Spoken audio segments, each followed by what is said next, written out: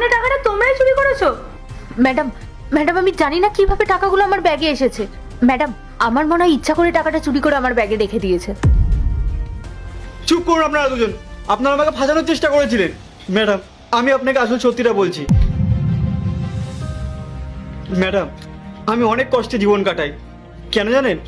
কারণ আমার মাইনে মাত্র 10,000 টাকা, আর এই দুজন আমাকে ভয় দেখিয়ে প্রতি মাসে 5,000 টাকা করে কেটে নেয়।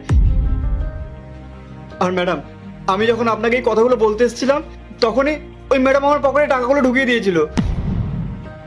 তাও তো ভালো, ম্যাডাম যখন টাকাগুলো ঢোকাচ্ছিলেন তখন আমি টের পেয়ে গেছিলাম, তাই আমি আমার পকেট থেকে টাকা বের করে ওনার ব্যাগে ঢুকিয়ে দিলাম যাতে সত্যিটা সামনে আসে। ইন্দ্র, আমি কি ঠিক শুনছি? আমার অফিসের তোমরা দুজন বিশ্বস্ত কর্মচারী, আর আমার সামনেই তোমরা ওর সাথে এরকম করলে? ম্যাডাম ম্যাডাম ও মিথ্যে বলছে, ও নিজের দোষ লোকাতে আমাদের উপর দোষটা পাচ্ছে। চুপ করো পূজা, আর একটাও এক্সট্রা কথা বলবা না। সিসিটিভি ফুটেজটা চেক করলে সব সত্যি জানা যাবে। না ম্যাডাম, সিসিটিভি ক্যামেরা চেক করার কোনো প্রয়োজন নেই। আসলে আসলে ঘটনাটা অন্যরকম। অন্যরকম মানে কি বলতে চাইছো তুমি?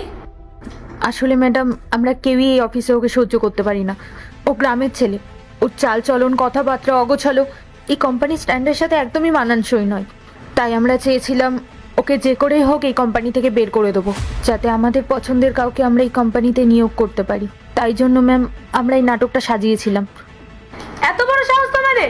অফিসের কাজ আর কোম্পানিকে তোমরা ব্যক্তিগত শত্রুতা বের করার জায়গা বানিয়েছো। তোমাদের দুজনের মতো এত খারাপ মানসিকতার মানুষদেরকে আমি আমার কোম্পানিতে রাখবো না।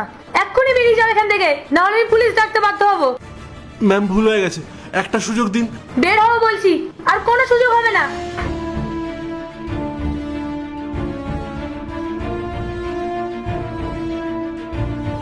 গোপাল, তুমি আমাকে ক্ষমা করে দিও। আমি তোমাকে বিশ্বাস না করে অন্ধের মতো ওদেরকে বিশ্বাস করেছিলাম। তোমার মতন একজন সৎ মানুষকে অপমান করার জন্য আমি লজ্জিত। আশা করি তুমি আমাকে ক্ষমা করবে। ম্যাডাম আপনি তো পরিস্থিতিটা বুঝতে পারেননি, তবে একটা অনুরোধ, গরিব বলে কাউকে বিচার করবেন না। আজ আপনি সত্যিটা জেনেছেন, এটাই আমার কাছে অনেক। গোপাল, তুমি শুধু এই কোম্পানির সিকিউরিটি গার্ড নও, তুমি আমার কোম্পানির একজন মূল্যবান সদস্য। আজকে তুমি আমার চোখ খুলে দিয়েছো। আর শোনো, তুমি এই কোম্পানিতে আর সিকিউরিটি গার্ড হিসেবে কাজ করবে না, তুমি এই কোম্পানির ম্যানেজার। কি?